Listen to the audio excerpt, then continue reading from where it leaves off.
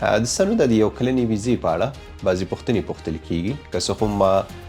اکثره پکې تېرو ویډیوګانو کې جواب کړي هم دي خو بیا هم کله ناکله ځینې ملګري پوښتنې کوي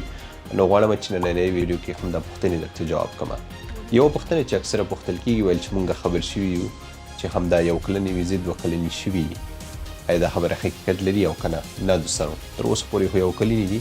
کله که 2 کلنې شوي نو بیا ورسره خبرېږو بعضې ملګري وایي چې موږ خبر شوي چې دغه ویزې بندي شوي دي اوس نه لګېږي آیا دا خبره حقیقت لري نه اوس هم افغانانو ته لګېږي بلکې دا نن هم اکثرو کسانو ورته اپلای کړې ده بعضې ملګري چې په نورو اماراتو کې اوسېږي دوی وایي چې آیا دغه ویزې موږ ته په دوبۍ شارجه اجمان یا نورو اماراتو کې لګېږي او که نه دوستانو دغه ویزې په الحال صرف په الین ابوظبي کې لګېږي ځینې هیوادوال چې د متحده عربي اماراتو نه بهر دي دوی هم پوښتنه کوي چې موږ ته دا ویزې کېږي نه دوستانو کم کسان چې په داخل اماراتو کې دي هغوی ته دغه ویزې کېږي ځینې ملګري وایي چې موږ په دې ویزه باندې کار کولی شو نه تاسو پې قانونا کار نشئ کولی که چیرې تاسو قانونا کار کوئ نو دا ویزه به کینسل کوئ بیا به 2 کلنه ویزه لګوئ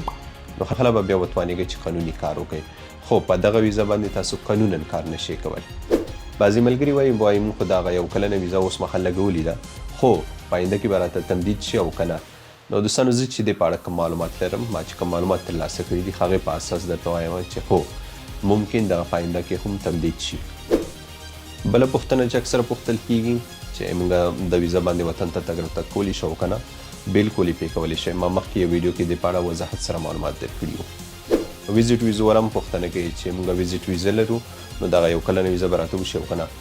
نو 1 کلنه ویزه مخکې کېده خو اوس ډېره سخته شوې ده تقریبا په نشت برابره دی نو زه چې څومره معلومات لرم ویزټ ویزو والا ته همدا 1 کلنه ویزه نه کېږي